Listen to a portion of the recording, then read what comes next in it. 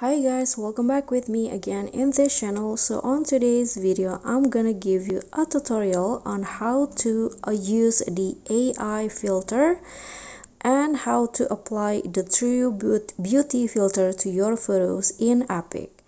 So first you just need to add a photo that you want to edit, and here on the menu just swipe until you find AI filter options.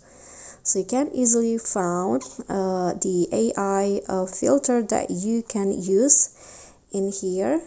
So there are some pro features, so you need to buy it, but there are also some free filter that you can use. So in this case I'm going to apply the True Beauty.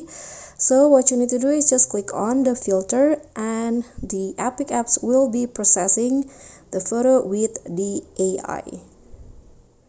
Just wait until it's fully generated, and this will be the result. You just need to click on the check icon, and when you want to save it, just click on this arrow down at the top right corner.